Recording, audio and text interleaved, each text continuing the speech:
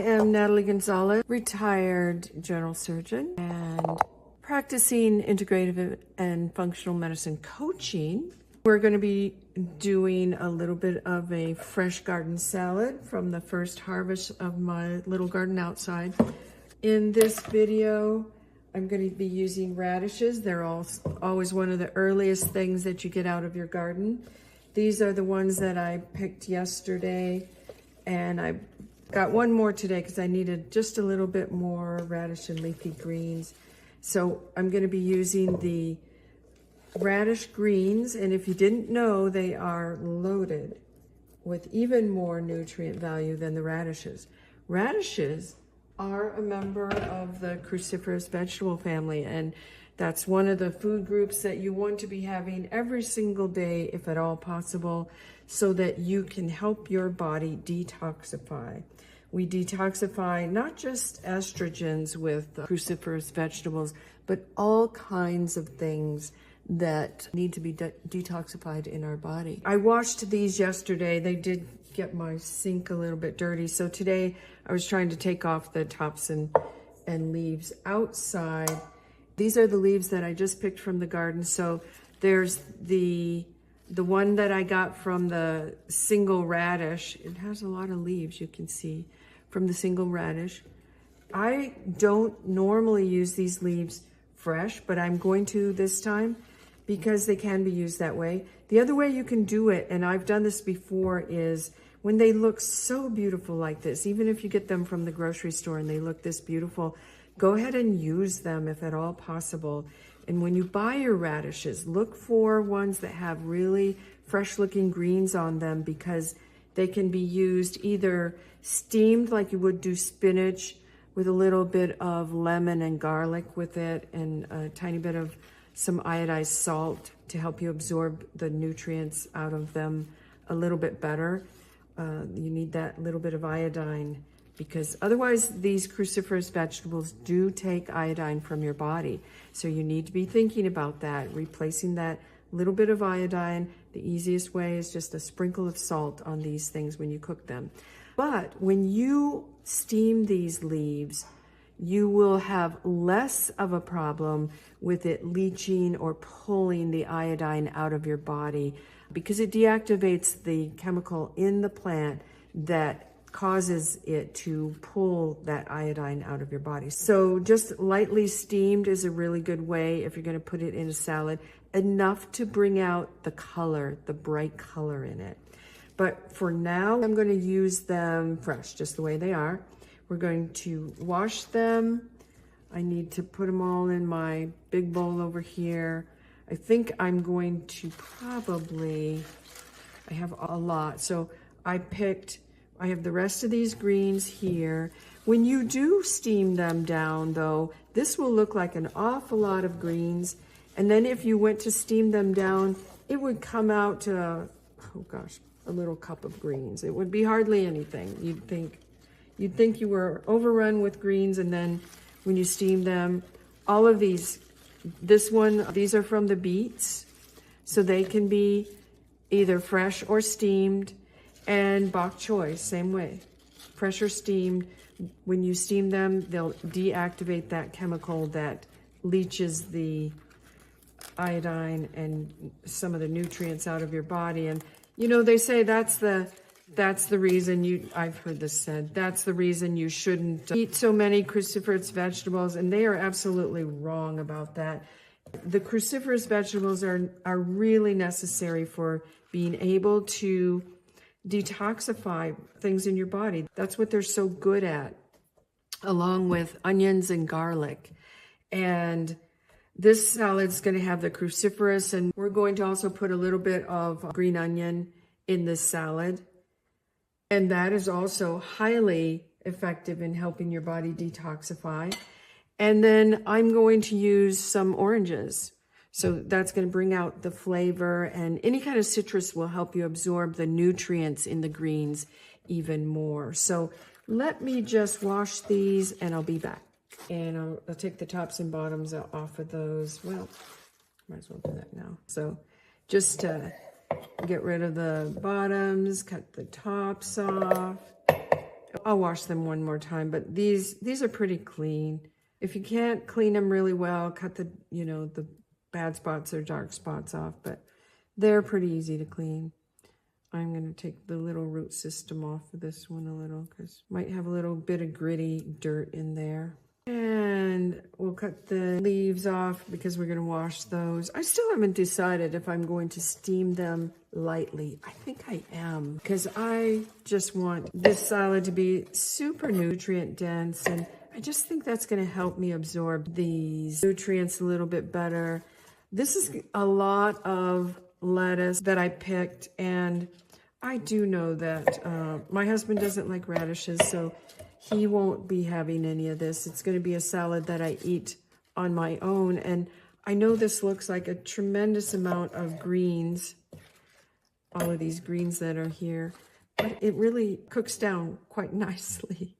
So we'll see how that goes. I don't know about this stem. We'll probably chop that a little.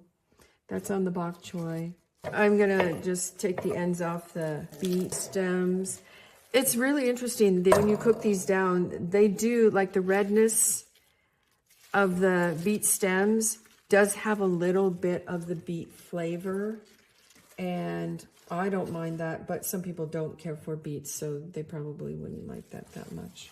And a few more of the radishes here. Let's just clean those off and get this all ready to steam down. As I'm talking about it, I'm thinking, yeah, I think I do want to steam them and kind of show you how that goes, how it brings out the colors, and I can't show you how it deactivates that chemical, but you will get a better sense of the color I'm looking for to bring out of vegetables when you just want to steam them lightly. No heavy cooking, no sauteing, no oils. It doesn't have to be oils to bring those colors and nutrients out. What you'll do is you'll just kind of stand there. I bet it won't even be more than 3 minutes it takes to bring that color out. You can do it in the microwave. I usually don't, but you can. There's always lots of controversy about using microwaves. I haven't found any good research that tells me that you should not, or the vegetables rather, maintain their nutrient value even when you cook them in the microwave. There were some studies on that, so that was nice to see. The biggest thing about microwaves is I wouldn't stand next to them, I don't think, while you're cooking in them, because I do think that there are studies that show that microwaves do usually have some degree of leak of their microwave energy, and you don't want to be standing next to it. So just stand away from it. It dissipates very quickly as you go outward away from it. So let's wash these. And I have a lettuce washer, and I'm going to go ahead and get that and use it. I'm going to put a couple of these onions in because I haven't had any onions in a few days. The allium family of vegetables are tremendously helpful in so many things, but cancers are one of them. The other one it's really helpful for are going to be any kind of heart disease, high blood pressure, things like that. So I've already washed these. I'm going to go ahead and cut them.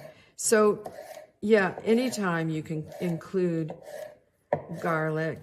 If you roast the garlic, you lose a lot of your benefit from it, probably because you're destroying some of the enzymes in it. Enzymes are things that we find in foods, and they are destroyed by heat. So in many cases, we want the food value without the destruction of heat. In the case of cruciferous vegetables, though, it will be better for us to warm them slightly to deactivate one of the chemicals in those cruciferous vegetables that makes it so that we have a tendency to lose iodine from our body. It leaches it out or draws it out of our body. So if you are eating cruciferous vegetables a lot of the time, then consider deactivating that particular chemical by warming them slightly. And when I get to the point where I'm going to do that, I'm going to put a little steamer on the stove here to do that, to steam them. You could do it in water and, you know, in the bottom of a pan and just steam them as though you were going to use oil, but I wouldn't suggest using oil in this. I don't think you need to, and most of us don't need extra oils other than those that we get in the plants. Now, some people put in this salad something like pistachios. I don't think there would be a problem putting any kind of nuts in it. I'm probably not going to do that in this salad today, but you know, you could put some pumpkin seeds or some walnuts, something like that, and that would be just delicious in the salad. It would add a little crunchiness, and that would be really, really good. Let me wash these. Now I just put a steamer, just an ordinary steamer in the bottom of my pan with about an inch of water there.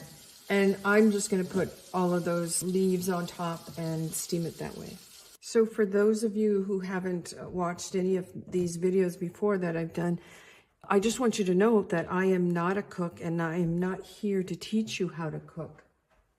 I'm here to teach you how to prepare your food so that you're getting the most nutrient value from that food, so that you understand the different types of foods that you're eating and why you should have more of certain things and less of others. In this case with cruciferous vegetables, it's not so much the cruciferous vegetables, but a lot of leafy greens. And I'm using 3 different types here. A lot of leafy greens have a tendency to pull things out of your body. And even though they might, like spinach, contain a lot of calcium, some of these leafy greens will hold very tightly to the amount of calcium that they have in them. So if you think that you're going to meet your calcium needs from that, you probably are not. And if anything, you may have to take a little bit of extra calcium on those days when you're eating quite a lot of this. And that would be something for me to remember because I have some osteoporosis and I need to be getting enough calcium. It's really important. And if I'm eating a lot of leafy greens for their other nutrient value, because they have tremendous other nutritional value, I may be leaching some of that calcium out of my body and certainly not getting much from the leafy greens because they're holding on to it so tightly. So you just need to be a little bit more aware of that and make sure that if you are like me, you have a summer abundance of leafy greens, or you're like me and you eat a very large salad. I usually eat a salad this size, that you make sure that you're getting enough calcium otherwise. So for myself, I actually do supplement calcium for myself because I'm probably not going to get enough from my food content today or any day that I have a lot of extra leafy greens. Now, on the other hand, if you pair this with something like a citrus fruit, it can be lemons, limes, grapefruit, oranges. If you pair it that way, not only does it take some of the bitterness out of some of these leafy greens that tend to be pretty bitter. Arugula is one of those, but even fresh radish leaves can be a little bit higher up on the bitterness scale. And those citrus flavors will help you not only absorb the nutrients better, but it will make it easier to taste that and tolerate it with the lemon, lime, or orange. And in this case, I wasn't sure the degree of spiciness or bitterness of the radish leaves, although I had them cooked before. They're delicious cooked, but I don't know for fresh what that tastes like. So I am planning to use a little bit of orange for that.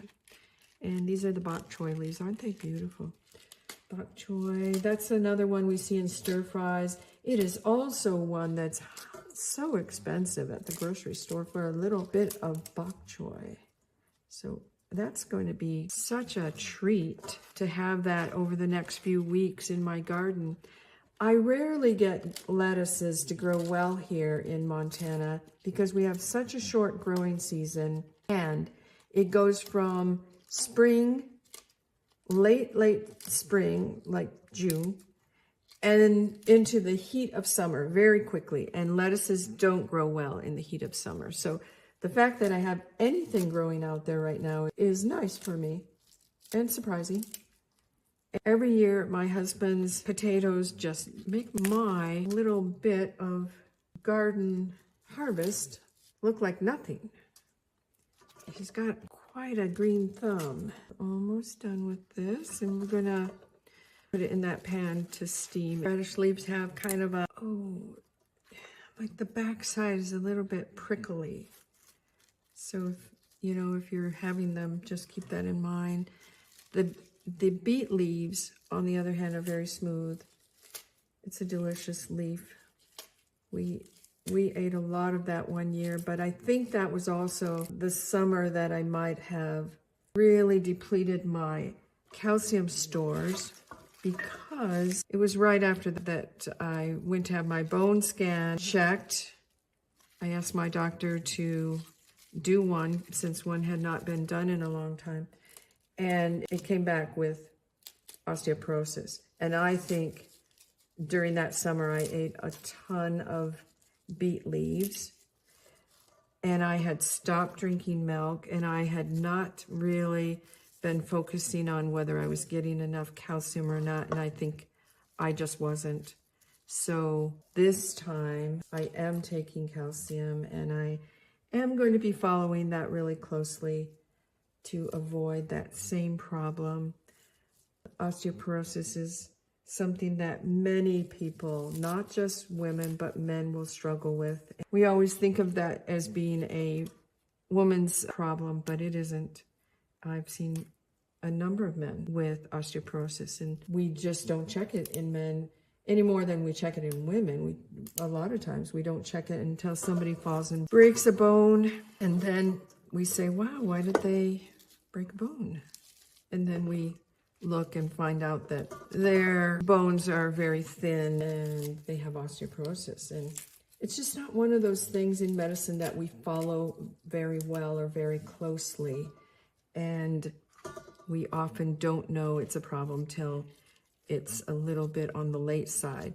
On the other hand, osteoporosis is something that you can do something about. And there are really good studies that show that you need to make sure you're getting enough calcium.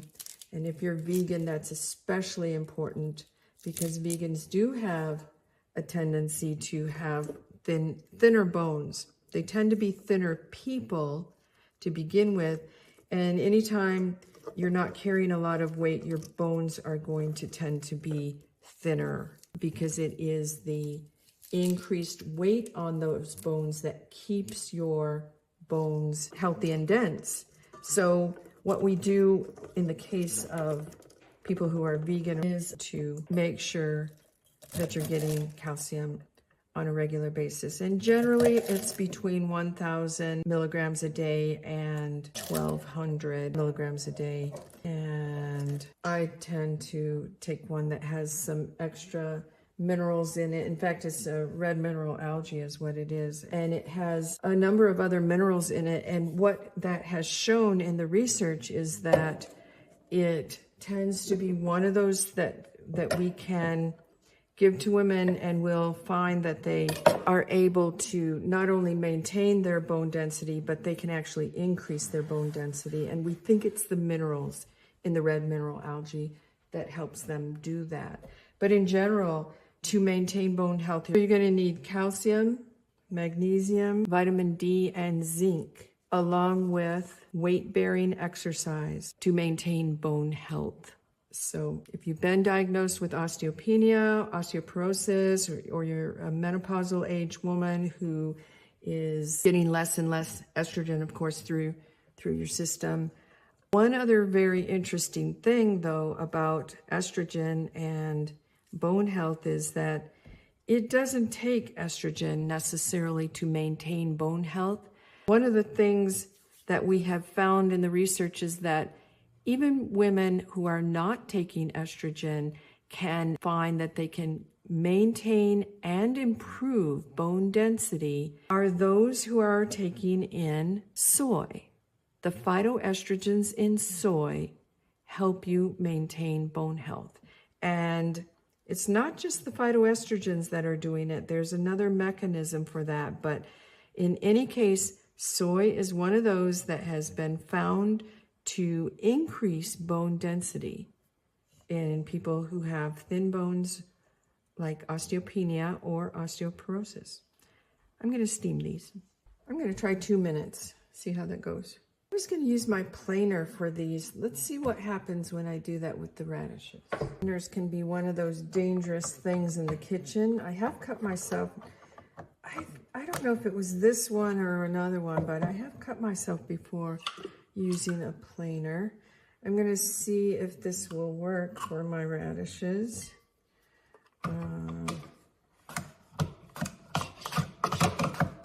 And I'm doing them on a thin setting.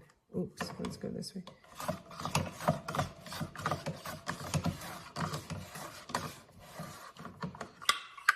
Okay, that'll work just fine. This recipe, when I got it, I just got it off the internet, of course, but I really like the ingredients in it. And in fact, when I asked for the ingredients, I said I wanted a recipe, use radishes and radish leaves, and orange. I knew I wanted to use some orange in it. And then it made the suggestion of which ones, what to use. It also suggested to use some thyme, which I'll probably try, and or mint. So I think that should be also very tasty. And I never hesitate to put a little extra herb in whatever I cook. So, because they all have some kind of unique property that you can't get in anything else. I'm going to just check my leaves. I'll just bring it over here and show you real quick. There we go. It's nice and bright. Nice bright leaves. Now I'm going to cool it down really quickly to stop the cooking, and then I'll drain them. But I want to stop the cooking process so it doesn't destroy the rest of the nutrients in there that I do want as part of this salad.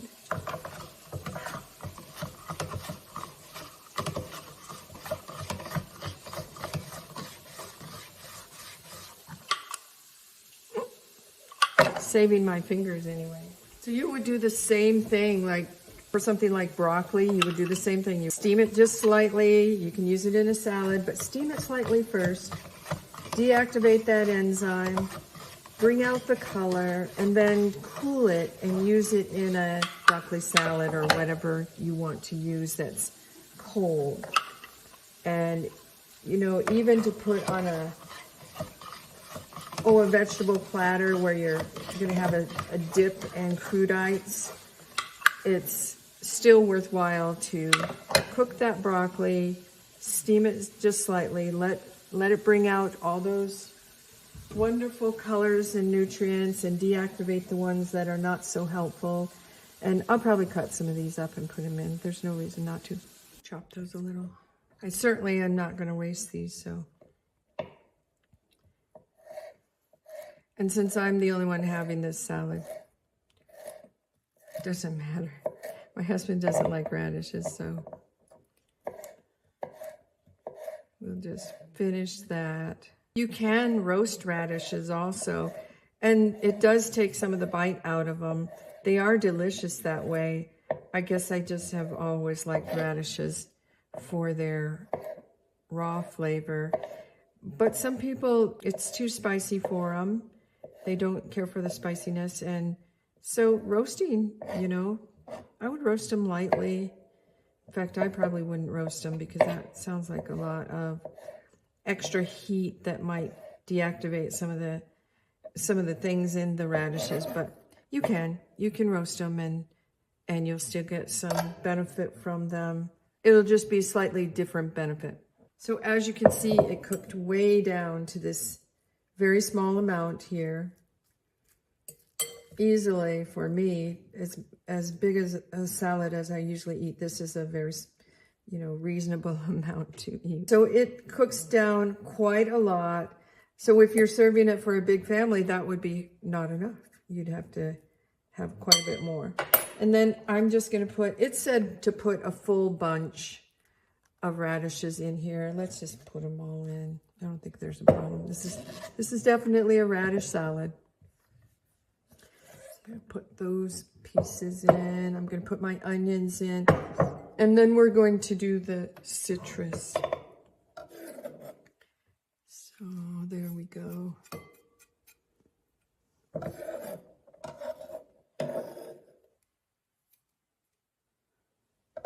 So again, anybody who's trying to detoxify, some people know that they're trying, some people think maybe they should, but anytime you're trying to help your body and your liver detoxify things in your body, because that's what you need to be doing all the time.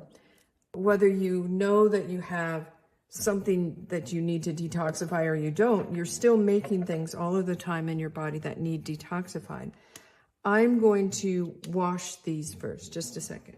Even though I'm going to take the peel off, I still prefer to have these washed. They are organic because, again, I'm not as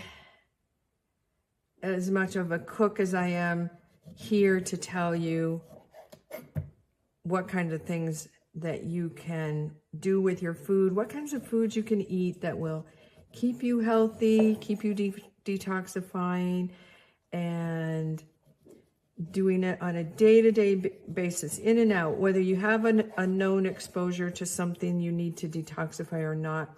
Your body needs to detoxify every single day, day in and day out, because we make things that we don't want to keep in our body.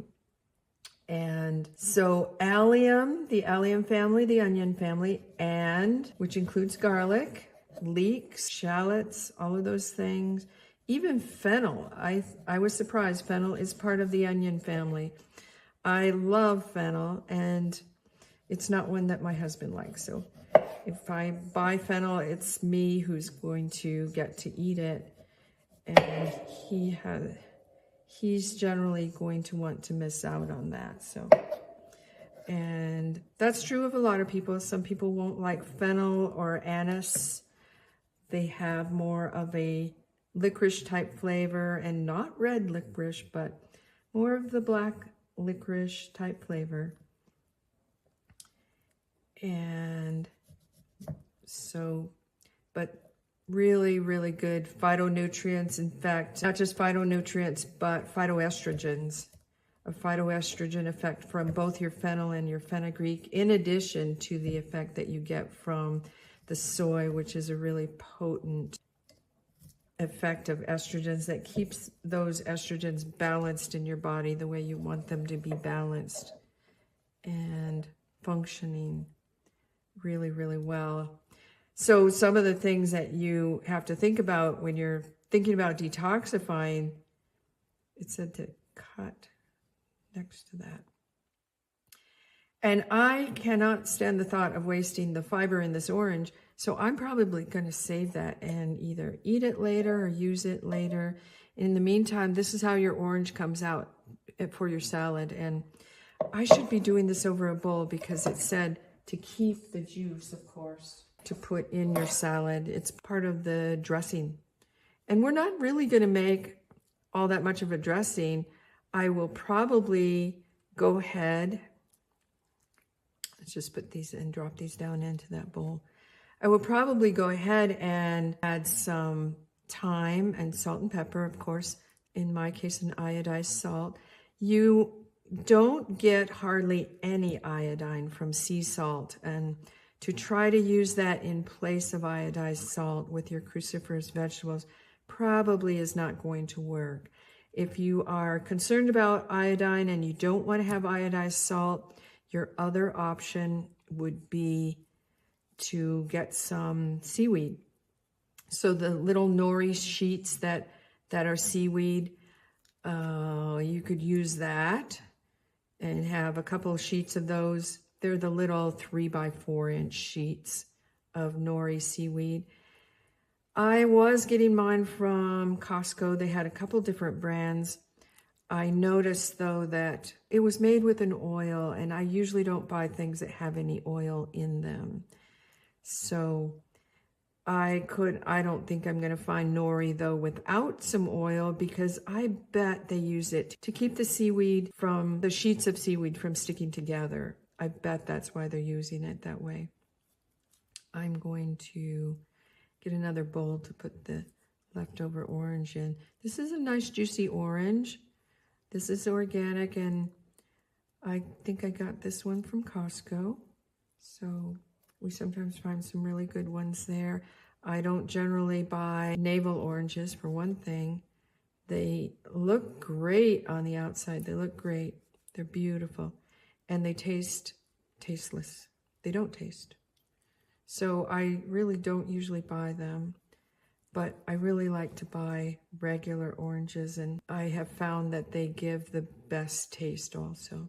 And here we go. So I'm gonna just save this. I'm probably gonna have it later, partly because it's very juicy. It has a lot of fiber in it, and I'm one for getting as much fiber as possible. Fiber is what feeds that microbiome in your gut.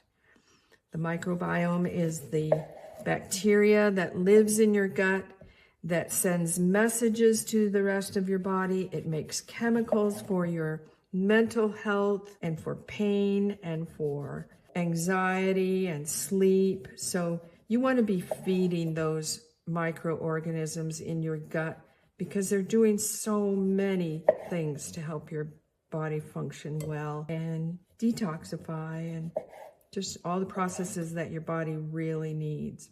Fiber feeds them. So for me to just take that fiber and throw it down the drain is kind of hard to do. I can't see doing that, and I have no idea how I'm going to eat it. I'll probably eat it just the way it is. The other way that you can do this is I could have just peeled that orange and put the whole thing in. So that would be another option. But I just wanted to try this technique because I'm not a cook, and sometimes, even when you're not a cook, you kind of want to learn. So that's probably the main reason I did it, because I've been wanting to try this cutting technique and see if I could make it look more professional for company, like a company dinner. If I have company over, I want to be able to know how to do this so that they don't have to put up with my non-cooking skills. Some of the people who come to visit my house, they do have to sometimes tolerate things they're not used to, whether it's foods or something to do with my cooking. Usually it's fruit. Usually it's a dessert, and I don't serve a lot of desserts, but I do serve a lot of fruit. And I really think fruit's one of those things that you can easily substitute, like if you have a sweet tooth, which many people do. So one of those things that I don't serve a lot of sweet desserts. If I do serve a dessert, I usually will put fruit for the sweetener in it, which is kind of nice. There's a seed in that one. I use apples, bananas, pineapple. I was thinking about it today. Pineapple, it got such a great sweetness that you can use. You can use dates because you're getting the sweetness and the fiber. So when you make a date paste, you could use a date paste for sweetening in recipes.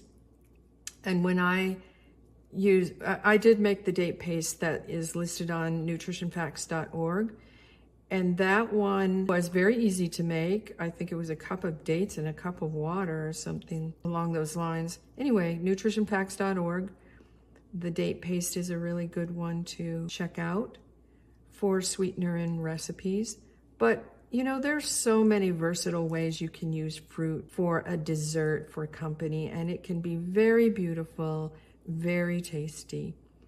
There was another recipe, How to Reverse Heart Disease, by Caldwell Esselstyn and his wife. And that particular one was made with fruit and mint, a mint dressing, and that was very delicious. I've got a little bit of pulp on there. So there's some studies about the pulp that you find in oranges. That particular element of the orange, that pulp that we take off and peel off and all of that, some of it actually has the benefit of slowing cancers and is used in integrative cancer therapy. So integrative oncologists might use that. Very interesting though. And so that's just a perfect example of how, you know, we take these things off our fruits and vegetables because they're not as pretty, or they require more chewing, especially fiber. And then we actually deprive ourselves, without realizing it, of some very good nutrient value.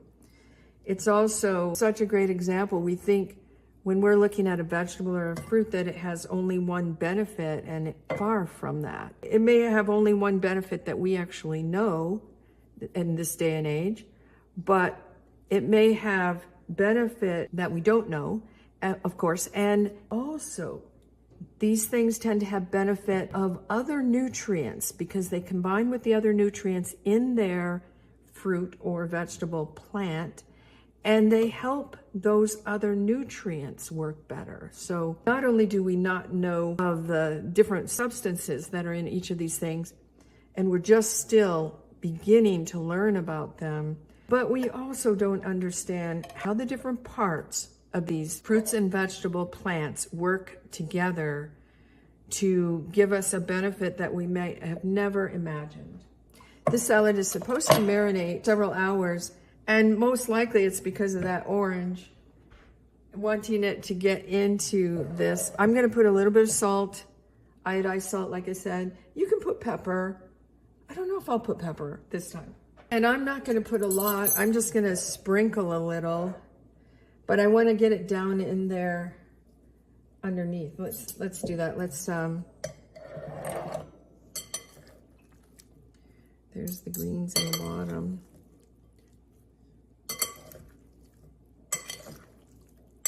I'm going to be glad I put 2 oranges in it. I love oranges, and nothing like having any kind of excuse to use them.